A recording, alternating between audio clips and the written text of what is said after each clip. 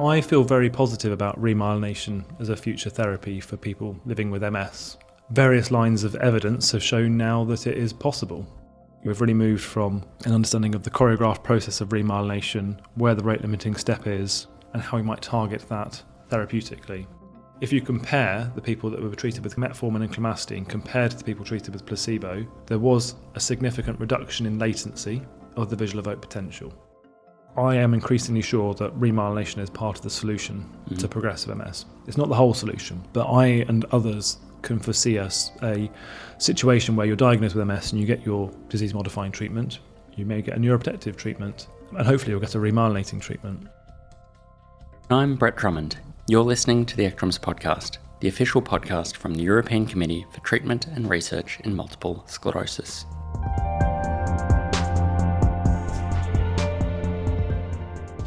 One of the most exciting frontiers in MS research is remyelination, the process of repairing the protective myelin coating around nerves that is damaged by the disease process. While current treatments focus on reducing inflammation and relapses, the promise of remyelination is to restore function, slow progression, and truly change the long-term outlook for people living with MS. At ECTRIMS 2025, we saw a landmark moment in this field with the presentation of outcomes from a Phase 2 clinical trial testing potential remyelination therapies. It's a glimpse into what could become the next era of MS treatment. For today's episode, I sat down directly after the late-breaking session with Dr. Nick Cunniffe, a neurologist from the Cambridge Centre for Myelin Repair at the University of Cambridge and lead investigator of the CCMR-Two trial. In the episode, we will unpack the results and explore what they might mean for the future of care for people living with MS. Nick, thanks for joining me. Thank you. Thanks for having me. So I guess as a starting point into the topic of remyelination, myelin repair, it's obviously something where there's huge interest in the MS research space. Can you tell us what current research has shown us about the potential for myelin repair in people living with MS? So I feel very positive about remyelination as a future therapy for people living with MS.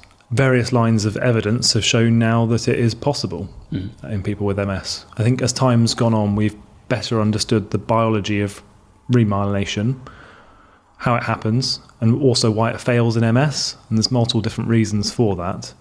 And with the passage of time, as we've built an increasing understanding of why remyelination fails, we've also started to understand how to address it therapeutically.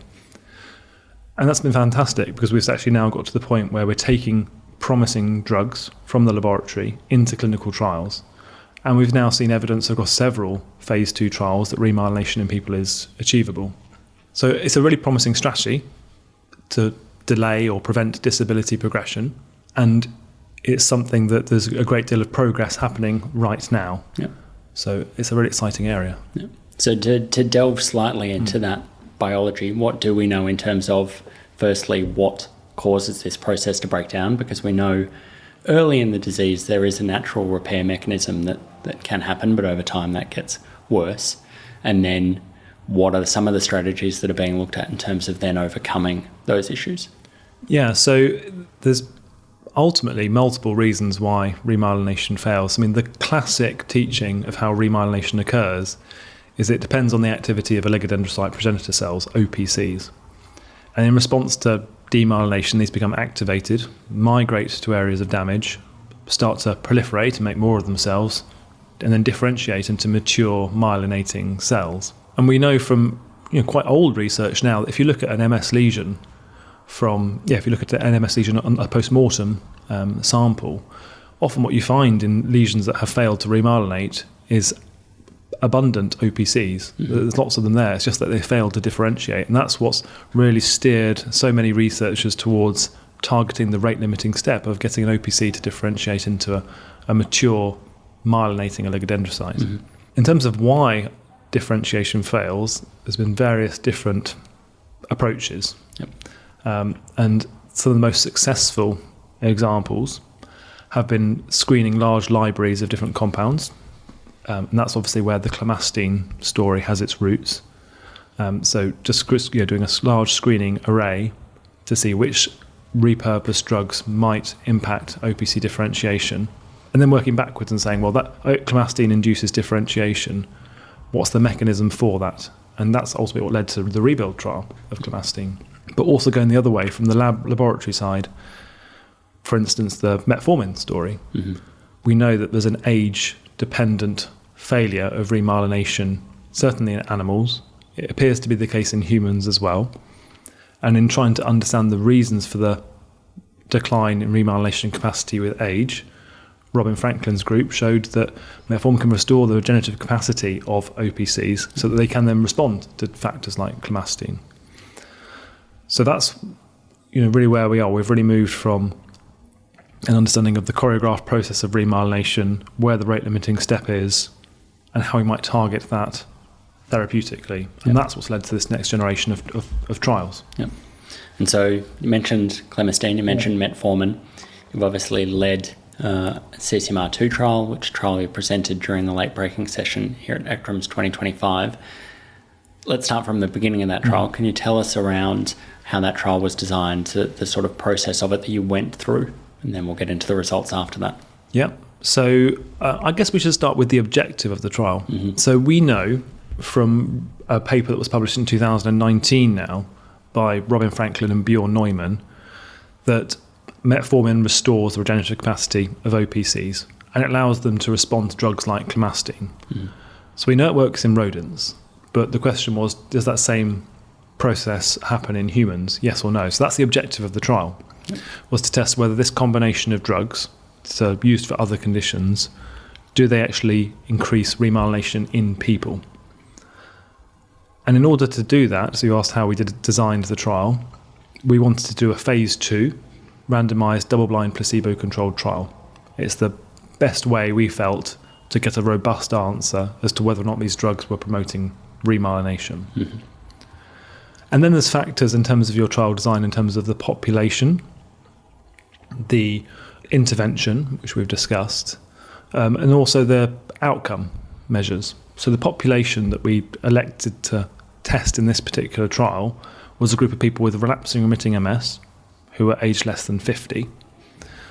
The reason for that is not because we think people with progressive MS won't benefit from remyelinating drugs, and not because we think older people won't benefit from remyelinating drugs. It's just that we know that axons are more abundant in a chronically demyelinated state, lying in wait ready to be remyelinated earlier on in someone's MS journey. And given the objective of the trial is to try and ascertain if these drugs are promoting remyelination, yes or no, that's why we elected to do the trial in people with relapsing remitting MS, aged less than 50. So like I said, I think the drugs could be positive for people with progressive MS, for instance. But I suspect the effect size would be smaller because more of those nerve cells have undergone degeneration. So that's why we elected on that patient group. And so then what sort of outcome measures were you looking at in terms of that? So that then feeds into what outcome we use. Now, consistently across several repair trials, remyelination trials, we've seen that an old-fashioned technique, the visual evoked potential, has very closely followed remyelination. So this started with the rebuild trial of clemastine, and that was associated with a 1.7 millisecond reduction in latency in those treated compared to those treated with the placebo. We also saw it in one of our previous trials, in the CCMR-One trial of bexarotene. So those that received bexarotene had in the order of a 4 to 5 millisecond improvement compared to those treated with placebo. We have seen signal across various different MRI measures that remyelination is possible, but there is some debate about the best way to measure remyelination using MRI.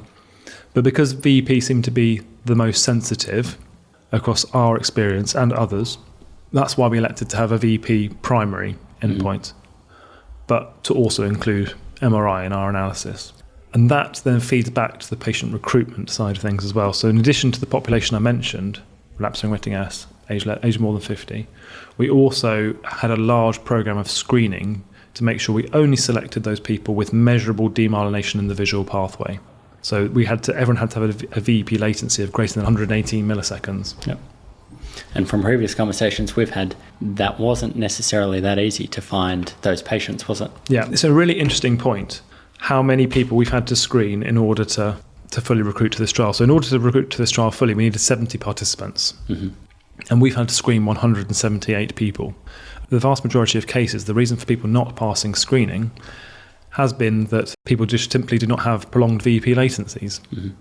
If you look at the historical literature, kind of early noughties in terms of 20 years ago, you might expect 50, 60, maybe even sort of more than that % of people to have demyelination in the visual pathway, to have an abnormal VEP. But now, because people are better treated, they're diagnosed younger, if you go to a cohort of people that are less than 50 with relapsing remitting MS who are on disease-modifying treatments, the pickup rate for demyelination in the visual pathway is less. Yeah, so I think that's a reflection actually of how far we've come in MS treatment, actually. People just are walking around with less incidental demyelination in the visual pathway. Yep. But we need it. We needed it to do the trial as robustly as possible, because you can probably appreciate if someone's got a normal VEP latency, there's no recovery possible to capture the effect of the drugs. Yeah. And so, excitingly, trial done, analysis gone through, you've presented the results during the late-breaking session. There's a lot of excitement around hearing those results. Can you walk us through what you have seen coming out of that trial? Yep. So the trial was a 6-month treatment period. I mentioned before there were 70 people. So half received the drugs, half received matched placebos. And the primary outcome point was the change in the latency of the full field visual evoked potential. Yep. And the primary outcome was positive. So if you compare the people that were treated with metformin and clemastine compared to the people treated with placebo, there was a significant reduction in latency of the visual evoked potential. This was of the order of 1.2 milliseconds. So this is small, very small, smaller than we expected, and certainly not of the magnitude that we would expect to be clinically meaningful to one of our participants over 6 months. And that's exactly what we saw. So when you look at the disability outcomes for the trial, there was no effect on disability as measured by the EDSS. There was also no change in visual function. We did visual acuity, visual fields, and there was no improvement there. But I do feel that would be an unexpected result to have seen an effect on disability, because we know that the biology of remyelination, the rationale for it is to insulate and protect damaged nerve fibres. And for that outcome, the delay or the prevention of progression, that's going to take years to emerge. So, when I present the results, I really make a great point about saying that this is a really promising result. It's the third trial now to show a significant remyelinating effect in people with chronic stable optic neuropathy. But the effect size is small. People do not feel better when they're taking these drugs. But now it's compelling motivation to conduct longer-term studies and more remyelination trials, because we're getting consistent hits that we can measure remyelination in people over short duration trials. Yes, we're able to do it with repurposed drugs. Wouldn't it be great if we can do it with novel drugs as well? So it's really exciting. So great that, I guess, the primary outcome positive. In terms of the MRI outcomes that you mentioned, what we're seeing on those? Yeah, so just for anyone's benefit that isn't particularly close to how to measure remyelination with MRI scans, there's several different sequences you can use. And they have various different sensitivities and specificities for myelin. Traditionally, our research group has collaborated closely with Queen Square and Declan Chard's group, and they are the experts in magnetisation transfer ratio. And we know from the pathological literature going back to a paper in 2004 that MTR closely correlates with myelin. It does get affected by inflammation, axon density as well, but an increase in MTR is quite likely to be myelin. So in our previous trial, with bexarotene, we saw an interesting story. We saw a clear effect in lesions, but in lesions in the grey matter of the brain. And then in a second study we did, we showed that actually the rims of lesions seem to respond much more efficiently than the cores. With this trial, we haven't seen an effect on lesional MTR. If you look at all different locations, there's no clear effect. The one thing that we have seen that's quite thought-provoking was that if you compare the treatment difference between those lesions that are the most damaged compared to those that are the least damaged ones seem to be responding a little bit. But it's not statistically significant. There's an interaction that is positive, and that was our secondary outcome for the trial. But it's more thought-provoking. I wonder if that's a real biological thing. But you could also rationalise it. You could say, well, the lesions that are the most damaged are maybe in a state that aren't able to be remyelinated, and the ones that are only slightly demyelinated, or maybe only partially remyelinated, maybe they are there lying in wait ready to be remyelinated by a drug like metformin and clemastine.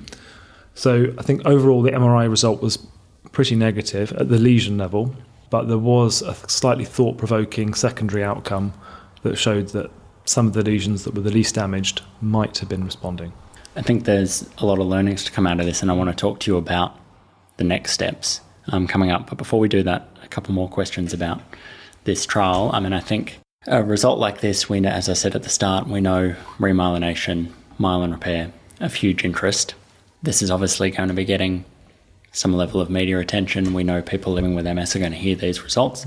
Metformin and clemastine are widely available. For neurologists who might be listening to this podcast who may have patients come to them and say, I've read about this trial, should I be getting metformin and clemastine? What would your messaging be around that at this stage? So at the moment, all we've shown is that it's possible to stick myelin back on nerves. Yep. In terms of what the clinical significance of that is, we still do not know. And we should really go back to the tolerability of these drugs as well. So metformin, diabetes drug, widespread use, but 1 in 3 people get really severe diarrhea. We had a participant who had to lower the dose right down because they got really quite severe diarrhea. Clemastine, it's an antihistamine, but the reason why it's not in widespread use is it's a sedating antihistamine. People feel really tired on this. I learned over the course of ECTRIMS that a group in Amsterdam are doing a clemastine trial. And it's been really hard to recruit because you can't drive on the continent when you're taking clemastine because it's so sedating. So is it a kindness to give people living with MS who one of their most disabling symptoms of MS can be the tiredness and fatigue? Is it kind to give those people a sedating antihistamine when you don't have the concrete evidence that the drugs are having a clinical effect? Yep. So I think the good news today is for people with MS is that we've shown again that you can promote remyelination now with safe and comparatively well-tolerated drugs. Yep. But we haven't taken the next step of establishing the long-term effects and the long-term side effects of these drugs. And I think that is a really important step. Before we move on to future trials, this obviously was a huge undertaking, started during a global pandemic. Just some quick little thoughts around all of the people that were involved in this, including participants that, at this point now, obviously really excited about hearing the results, but all the people to thank to get a trial of this magnitude completed. Yeah, so thank you for asking that question because I would have insisted on saying it at the end. So our participants have been amazing. It's not an insignificant thing to ask 178 people to come in and have a battery of eye tests. And then the 70 people that were participants, it's been a really onerous trial. It's 7 visits over the course of 6 months. Some of those visits are very long. You spend most of the day in the hospital. So it's really quite onerous, quite burdensome. Some people have travelled really far as well. We had someone coming from Bournemouth, for instance, is a good sort of 4 or 5 hours away from our trial centre. So some people have gone to really great lengths to be participants in this trial. And we're incredibly indebted to every single one of them. They're actually a fantastic bunch. And, the first people that will learn the result in parallel with, or learned the result in parallel with late breaking will be the participants. Yep. So there's a newsletter going out to them to tell them and to thank them. But then there's also lots of the people that make this research happen.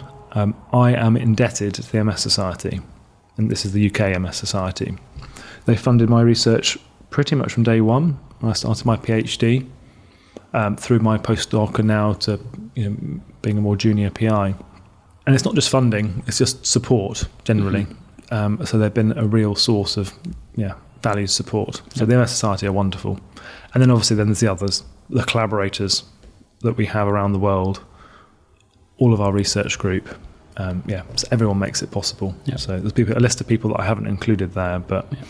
an amazing achievement. Let's move to the future, the next steps, not just for your own research in the next trial that you may be involved in, but the field in general. What do you think is now where we need to go with myelin repair and remyelination? So I've got several thoughts. I think we need to do longer term studies so that we can capture the long term effects of these drugs. One technique that I think would be really valuable that all of us doing remyelination trials should do is to invite participants from remyelination trials back for long term assessments, to try and capture if there's a long-term disability impact, even if it was only from, let's say, 6 months of metformin and clemastine 2 or 5 years ago, let's say. So I think that's really important that we capture that data. But I also think we should be doing longer term trialling, because ultimately that's where the signal is going to emerge on important things like disability, maybe visual function. So I think that has to happen. But also, as like I said before, this is a small effect from some repurposed drugs that were not designed to do this. One of my other big learnings is it's just how good we've got at doing remyelination trials now. Yep. So now, as the targeted therapies start coming, that I believe will be more efficacious, I'm more excited to, going forward to see what happens with there, to see if we can get a drug that has a much larger remyelinating effect, and being able to do those trials to see which ones we should be taking forwards into the next studies. So I think this should happen in parallel. I suspect there's going to be longer term trialling with, for instance, metformin. And to be honest, that's already happening in the Octopus trial in the progressive cohort of people with MS. Yeah. And that would be really interesting when that reads out. I think that's not too far away. So there's an awful lot happening, and this can happen in parallel. So maybe the repurposed drugs need to go longer. Maybe we should use the lessons we've learned from previous trials to trial better when the novel drugs start coming.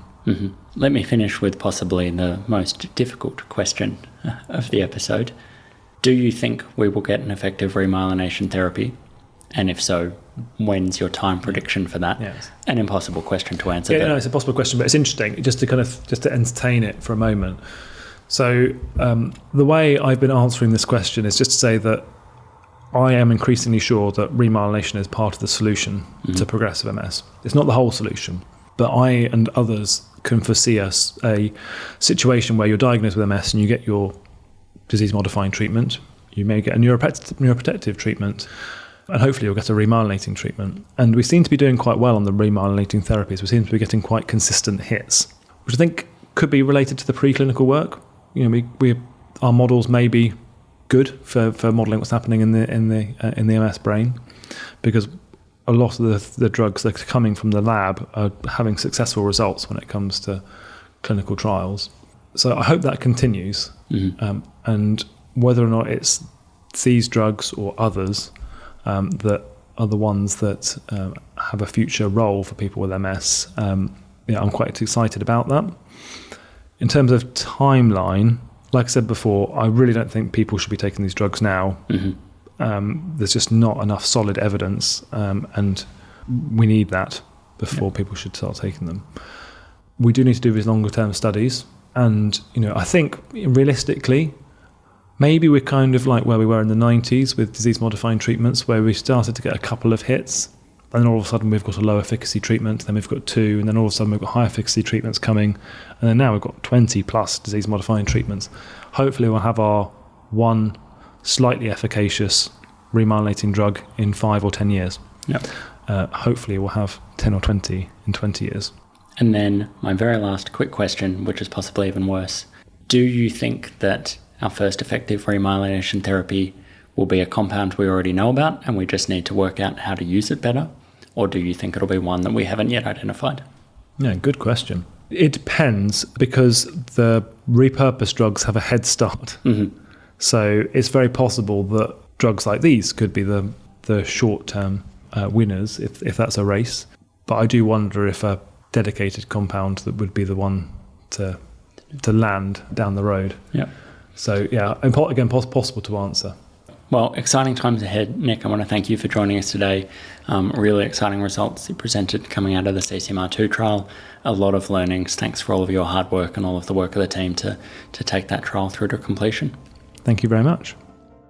Thanks everyone for listening. Once again, I'm Brett Drummond, host of this podcast episode and co-founder of MS Translate. The ECTRIMS podcast is produced and hosted in collaboration with 2 key partners. MS Translate, an independent resource centre that aims to simplify the complex wealth of information about MS for the greater MS community. And the MS Journal, a peer-reviewed international journal that focuses on MS, neuromyelitis optica, and other related autoimmune diseases of the central nervous system. The 2025-26 ECTRIMS podcast series is supported by educational grants from Alexion AstraZeneca Rare Diseases, Bristol Myers Squibb, Roche, Sanofi, and UCB. Educational grant providers have no input in the podcast content. Do subscribe to the ECTRIMS podcast on all your favourite podcast channels, including Apple and Spotify. Visit the official ECTRIMS website, ectrims.eu, to learn more about this topic and more, and join the conversations on X, LinkedIn, Facebook, and YouTube.